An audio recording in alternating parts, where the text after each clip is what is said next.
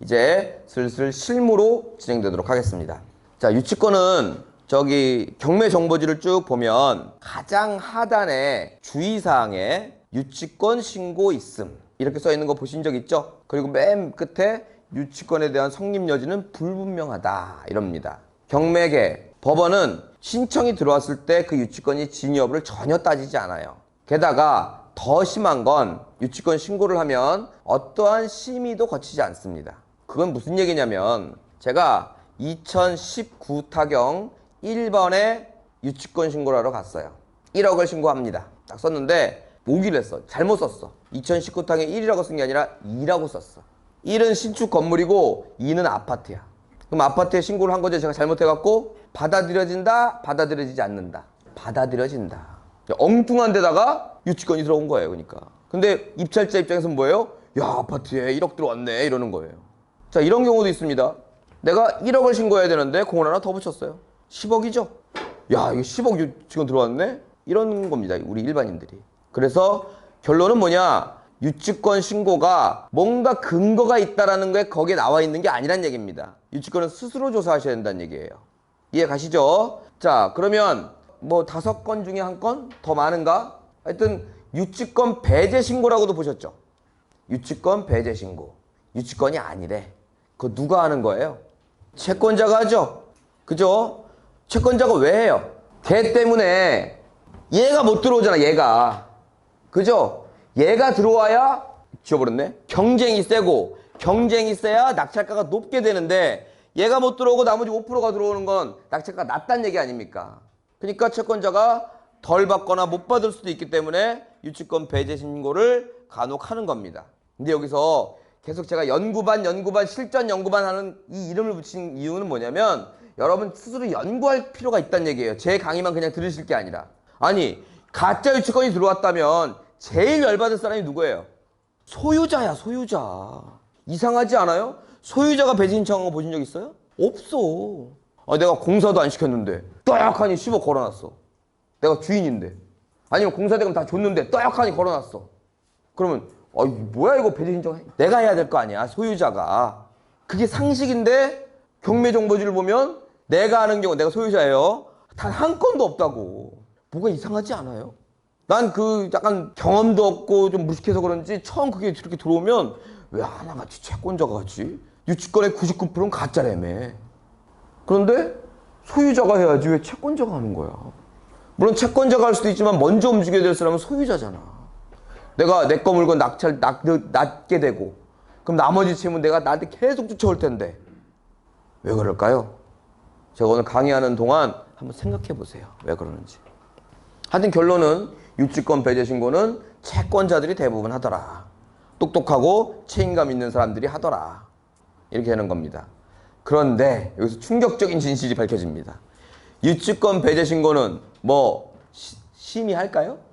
유치권 신고도 안 하는데 뭐 배제 신고를 뭐 굳이 심의하겠습니까? 그것도 안 해요. 이해 가시죠? 자, 내가 유치권 배제 신고를 1번에 하려고 했는데 2번에 잘못했어요. 그냥 2번에 공고가 실리는 거야. 유치권 배제 신고 있음 이렇게. 그래서 유치권 신고가 있다 그래서 유치권이 있는 것도 아니고 유치권 배제 신고가 있다 그래서 유치권이 없는 것도 아니다. 결론은 있으나 없으나 우리가 조사해야 될 문제다. 자, 여기서 또 하나의 재미난 예를 하나 들어보도록 하겠습니다. 과거에 건물을 하나 새로 지었는데 유치권 신고가 있다고 그러길래 갔어요. 100억이야 유치권 신고가. 여러분들 엊그저께 우리 입찰한 게 있었는데 얼마부터 23명 붙은 거 뭔지 아세요? 그것도 우리 학원에서 반성 많이 해야 돼. 어떻게 23명 들어온 걸 우리 학원에서 들어와. 저번 최저가가 20억인데 25억을 썼어요.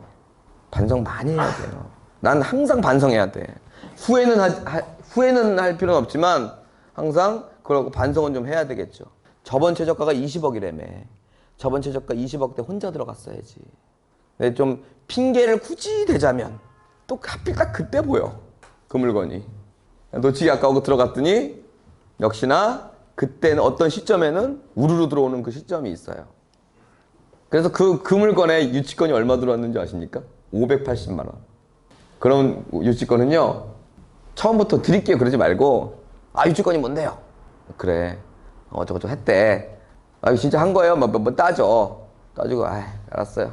못 이기는 척 주세요. 이사비용보다 싸. 그런 유치권도 있더라고요. 또 좀 전에 예를 들려고 그런 건 100억. 갔어요. 갔더니 현관을 다 뜯어갖고 그냥 아무나 출입할 수가 있어.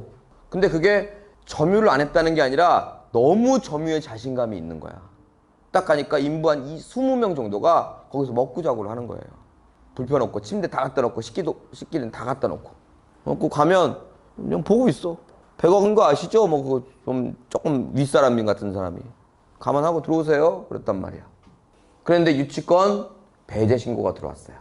근데 유치권 신고가 들어왔다 그래도 유치권이라는 게 아니고 배제 신고라고 들어왔다 그래도 없는 게 아니라 그랬죠. 딱 가니까 진위 여부와 관계없이 한번 부딪히면 장난 아닐 것 같아. 한 20명 들어가 있으니까. 근데 관심을 두고 있는데 배제 신청이 들어왔어요. 근데 들어왔다 그래서 아니구나 하고 사람들 가보면 다 질리고 나오는 겁니다. 근데 또 며칠 후에 뭐가 들어왔냐면 주식회사 무슨 건설, 그러니까 그 유치권자입니다.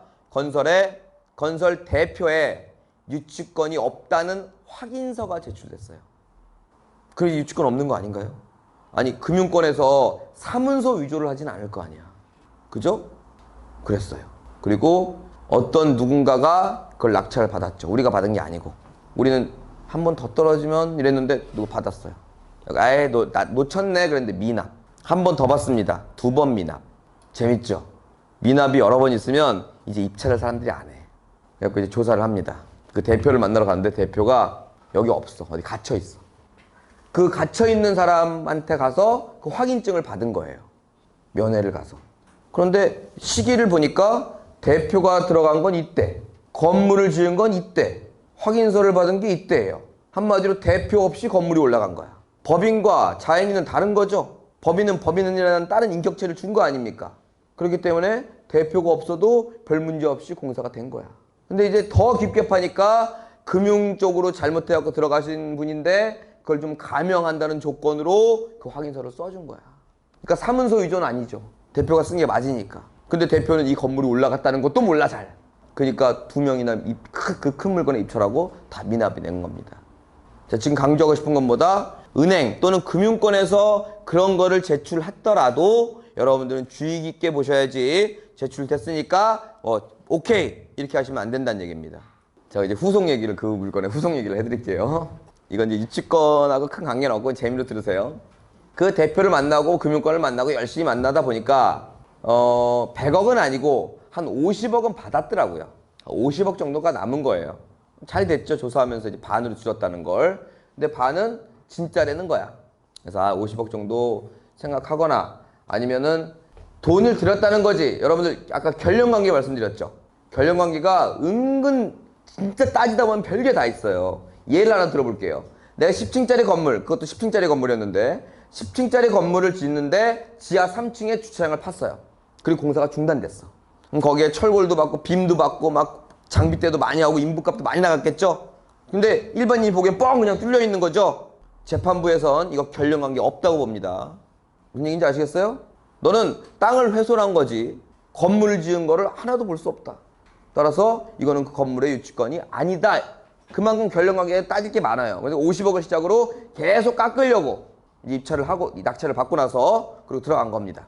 그러니까 내가 정보가 없잖아. 그러니까 그 20명이랑 계속 같이 있는 거예요. 막 인사해 같이 밥도 먹고.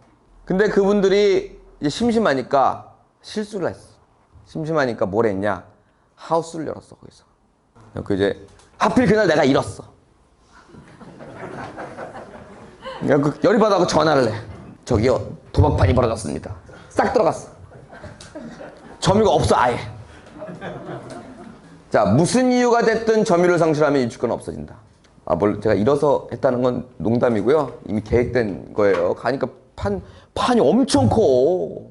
그 크게 돈도 못 버시는 분들인데 판이 엄청 크더라고. 그래서 정의구현을 위해서 이렇게 해갖고 아예 안 준 건 아니고 거기에 한 3분의 1 정도 금액으로 맞췄습니다. 이제 비하인드 스토리고요. 다시 첫 번째 실무의 거는 신고가 있다고 해서 유치권이 아니다. 배제 신청이 있다 그래서 없는 것도 아니다. 그렇게 조사를 하셔야 된다는 겁니다. 자, 그럼 이제 조금 더 한 단계 진화하겠습니다.